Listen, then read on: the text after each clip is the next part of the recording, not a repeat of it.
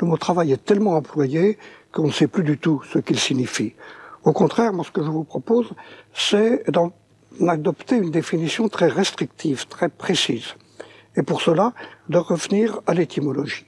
L'étymologie, on la connaît, c'est un mot latin, le tripalium, et un tripalium, c'était un trépied. Et un trépied que l'on utilisait pour torturer soit des animaux, soit des hommes. Le travail, au départ, c'est la torture. Et d'ailleurs, il y a certaines expressions où c'est bien dans ce sens-là qu'on emploie le mot. La salle de travail, dans les cliniques d'accouchement, c'est l'endroit où la pauvre femme qui va accoucher va souffrir. Donc le travail, c'est la torture, c'est la souffrance.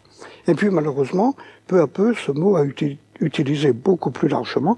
Alors moi, je vous propose de n'employer le mot travail, mais c'est une discipline pas facile à respecter, uniquement dans le cas d'un travail qui est une torture, qui est quelque chose d'imposé, auquel on se soumet. Alors à ce moment-là, on s'apercevra que bien sûr, moins il y a de travail, mieux ça vaut. La plupart des gens pourraient dire que le plus souvent, ils ne travaillent pas, mais ils ont une activité. Et cela met tout de suite l'accent sur l'absence de travail que l'on déplore souvent, alors qu'on devrait au contraire s'en réjouir. L'absence de travail est devenue l'absence d'une fonction, l'absence d'un rôle.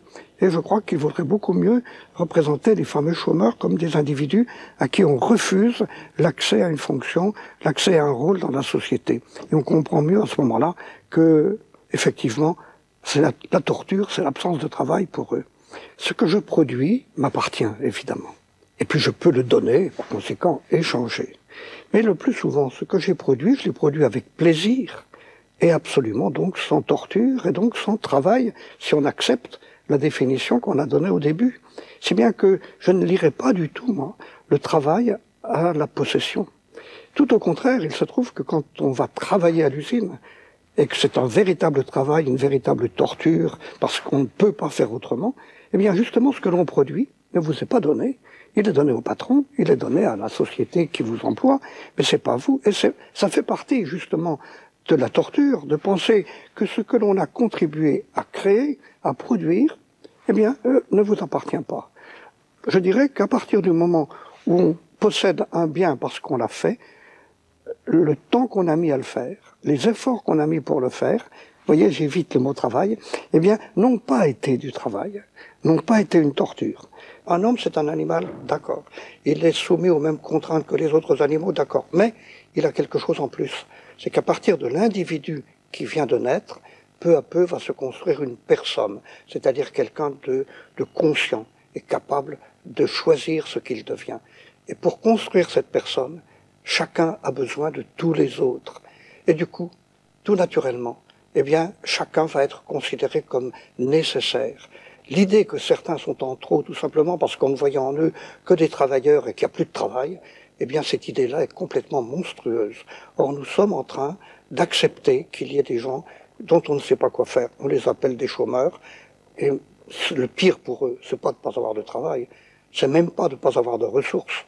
C'est d'être considérés comme des gens dont personne n'a besoin. C'est toujours faux. Il y a un siècle ou deux, on expliquait qu'il y avait deux sources à la dignité. Le travail pour les uns et la propriété pour les autres. Car les grands propriétaires, les grands nobles qui avaient des fortunes colossales, ils n'avaient pas besoin de travailler, mais ça suffisait. Du moment qu'ils avaient des propriétés, ils avaient le droit de vivre. Quant aux autres, ils devaient acquérir le droit de vivre en travaillant.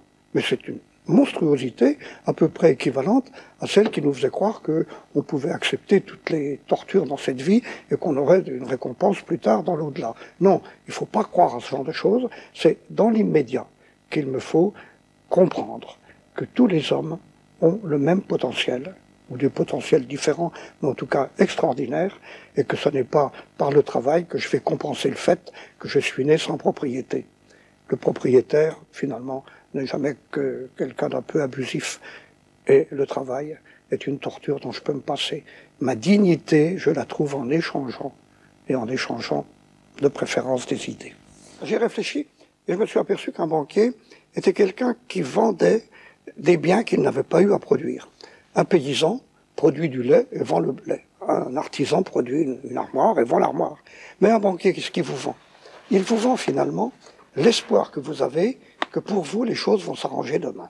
En effet, il vous prête 1000 francs aujourd'hui, et vous lui rendrez 1050 francs dans un an.